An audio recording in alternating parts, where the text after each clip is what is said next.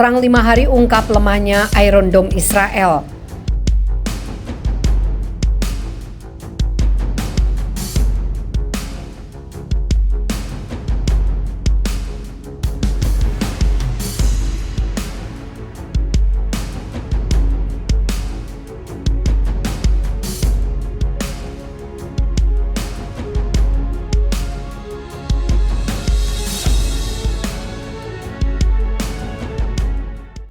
Serangan militer rezim Zionis Israel ke jalur Gaza dihentikan setelah berlangsung selama 5 hari dan menjelang hari Nakba. Kelompok-kelompok pejuang Palestina membalas agresi militer Israel dengan menembakkan ribuan roket dan rudal ke wilayah Palestina pendudukan. Roket pejuang Palestina yang mengenai rumah dan gedung di wilayah pendudukan membuktikan kerentanan rezim Zionis yang selalu membanggakan sistem Iron Dome. Pekan lalu, pasukan Zionis mengumumkan dimulainya operasi militer baru yang disebut Perisai dan Anak Panah terhadap Gaza. Rezim ini melancarkan serangan udara secara sporadis ke wilayah yang diblokade sejak 2007 itu. Pada hari kedua invasi rezim Zionis ke Gaza, Kamar Operasi Gabungan Kelompok Perlawanan Palestina mengumumkan dimulainya operasi Tar al-Ahrar, pembalasan oleh orang-orang bebas. Setelah pengumuman tersebut, para pejuang Palestina mulai menembakkan roket dan rudal ke arah wilayah pendudukan. Akhirnya, pada hari Sabtu 13 Mei, dengan mediasi Mesir dan Qatar, diumumkan gencatan senjata. Perang ini dapat dianalisis dari dua dimensi. Pertama, serangan udara militer Zionis telah menimbulkan korban jiwa dan kerugian materi di Gaza. Menurut Kementerian Kesehatan Palestina, 33 orang gugur syahid, 190 lainnya terluka dalam kejahatan baru Israel di Gaza. Sayara Al-Quds, sayap militer Gerakan Jihad Islam Palestina mengumumkan bahwa 11 komandan dan pejuang kelompok ini gugur dalam pertempuran Tar al-Ahrar dan serangan rezim Zionis ke Gaza selama 5 hari. Kedua, dimensi lain dari perang ini adalah banyaknya kerusakan yang ditimbulkan oleh serangan balasan kelompok perlawanan Palestina di wilayah pendudukan. Menurut militer rezim Zionis, selama perang 5 hari, para pejuang Palestina telah menembakkan 1.469 rudal dan roket ke wilayah pendudukan.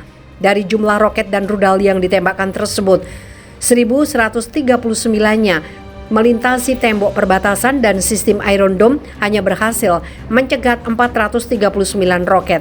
Sementara sistem Pelakan Daud hanya mampu mencegat 2 rudal.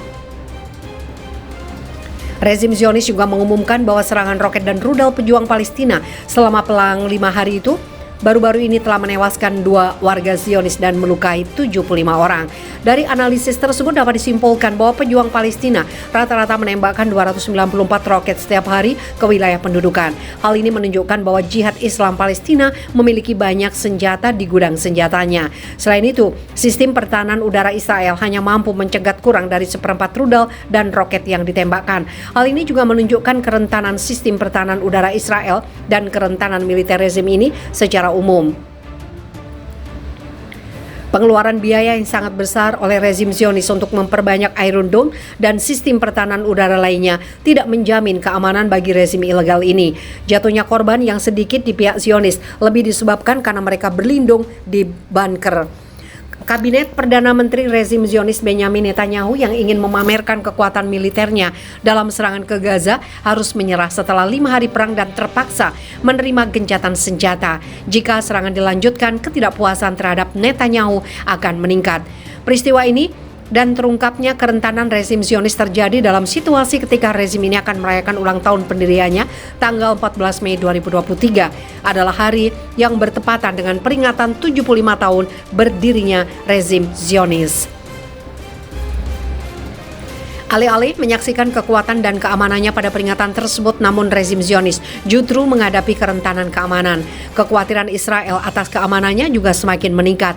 Kata Nakba mengingatkan 2 kenangan yang sangat getir dalam memori publik Palestina. Pertama, pembentukan rezim Zionis Israel pada tahun 1948 dan kedua, pengusiran lebih dari 800.000 orang Palestina dari tanah airnya. Saat ini jumlah pengungsi Palestina telah mencapai sekitar 6 juta orang.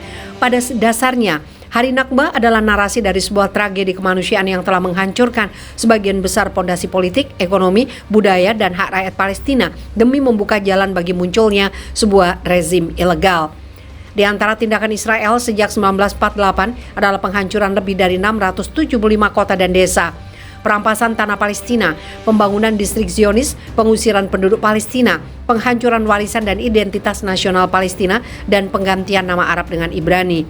Hari Nakba juga menyimpan kisah tentang puluhan kasus pembantian massal dan kejahatan brutal rezim Zionis terhadap ribuan wanita, pria, dan anak-anak Palestina, seperti pembantian yang dilakukan Israel di Kafr Qasim dan Deir Yassin.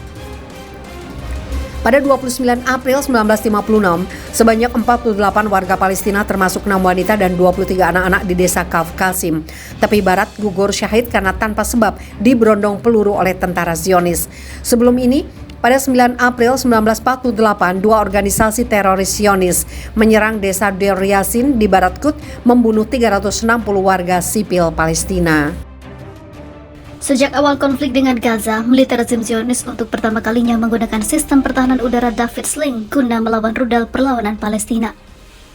Sejak awal serangan pasukan perlawanan Palestina di wilayah pendudukan pada hari Rabu, pakar militer dan media rezim Zionis telah mengumumkan lambannya fungsi sistem Iron Dome mereka dan menilai sistem ini telah gagal menghadapi serangan cyber dan masalah teknis lainnya sejak awal konflik.